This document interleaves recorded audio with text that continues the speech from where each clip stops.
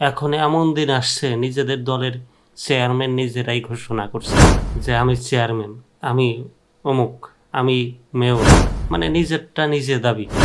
জাতীয় পার্টি থেকে কাদের চুন্নুকে অব্যাহতি দিলেন রওশন।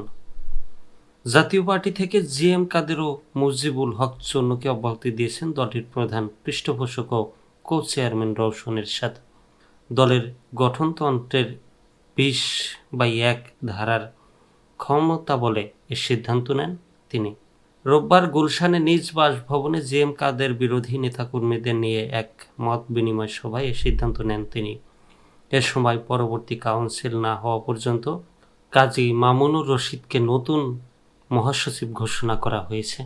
নিজেকে জাতীয় পার্টির চেয়ারম্যান ঘোষণা করে রওশন এরশাদ বলেন, নেতাকর্মীদের অনুরোধে পার্টির চেয়ারম্যানের দায়িত্ব নিলাম।